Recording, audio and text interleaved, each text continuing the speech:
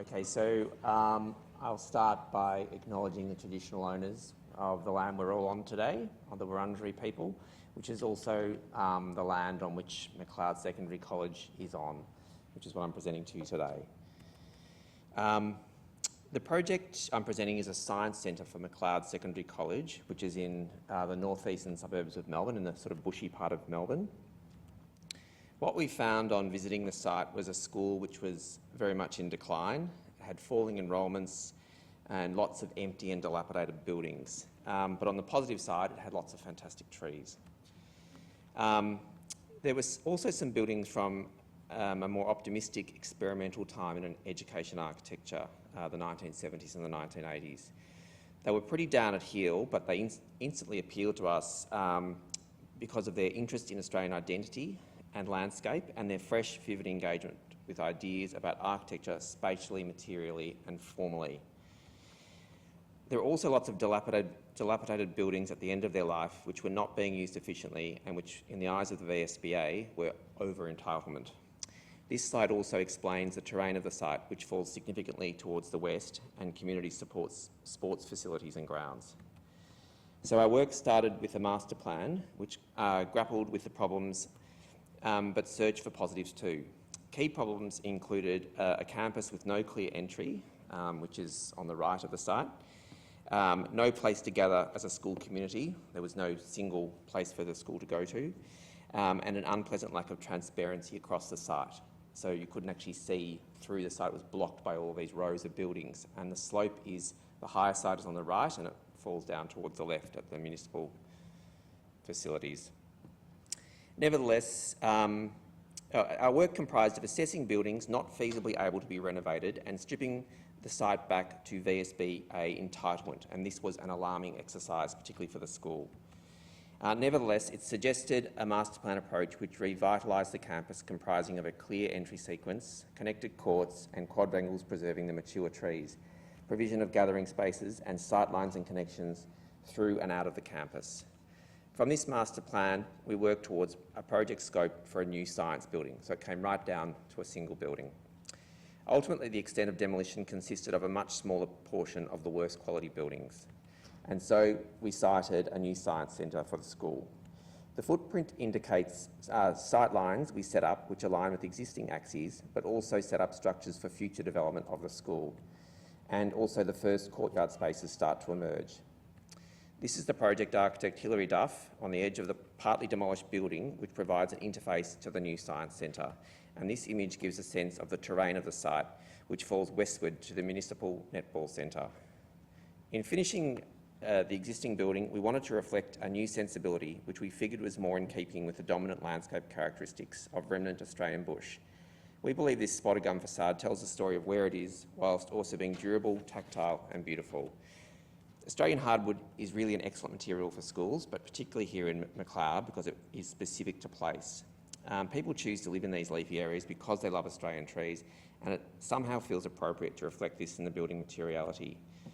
We use the same material in our research primary school for similar reasons, as a way to make connection to suburban bush kids that live in the area. Given the concerns the VSBA have over maintenance cost and durability, this unpainted tough cladding is a good choice which improves with age and has a life cycle commensurate with the school buildings themselves and is completely recyclable and low carbon. The dominant roof forms are made in ColourBond in a pale eucalypt colour, which seems appropriate in colour and texture to its setting. And the third material we used was grey concrete block, the material of the earlier buildings we admired and an ideal complement to the soft greys and greens of the timber and steel. We began by thinking of ways to recapture the vigour and excitement of Macleod Secondary College's 1970s buildings. The architectural language we adopted draws heavily on Macleod's 1970s exemplars. Specifically, we propose complex and dynamic skillions, in this case with a muted radius at the peak.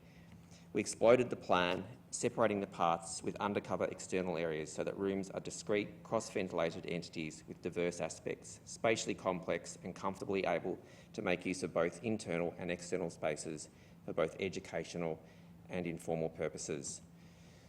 So to take you through the plan, we have 4 classrooms or labs, staff facilities and a workspace and prep room, new amenities to serve the campus, some flexible space to accommodate contemporary pedagogical methodology, and several outdoor areas directly connected to the classroom interiors to encourage learning outside or just to make a good relationship between the interiors and the landscape. Cupboard circulation is key to the design because it acknowledges the way kids and staff inhabit schools. The times before and after class, recesses, casual encounters, etc. makes a pleasant de-institutionalised space for this. Of course, the landscape parts are essential and should always be well balanced with the built form. We work with Simon Ellis, a regular collaborator and someone who has a passion for native plants and a great knowledge of how to make resilient but gentle environments. And of course, we were vitally concerned with transparency both internally and out of the buildings as well, and through the site. The east elevation presents a facade which draws on brutalist traditions but is playfully zoomorphic with the eyes, softly rendered with the combination of blockwork, timber, bare stone and pale green colour bond, but also sets up the first east-west axis. The bullnose skillion form dispense with cappings and flashings and add heft and dignity to the simple roof forms. Generous eaves provide shade and give the forms abstract qualities through sharp shadows. Interior colours are intense but muted to speak to the outside expression. Vaulted interiors elevate the spatial experience. Amenities are tough but with a bit of domestic softness. The north-south boardwalk is a softly timber underfoot and leavened by the twin ocular skylights which track the passage of the day. Where possible, timber lines the walls to add warmth and natural texture. Colour is introduced sparsely but with effect. The north court has a domestic quality and is simple and handsome. And I'm just going to take you through some just shots around the thing just to give you a sense of the personality of the building. Okay, so making an impact with VSBA projects requires a particular discipline and is a compelling challenge for architects.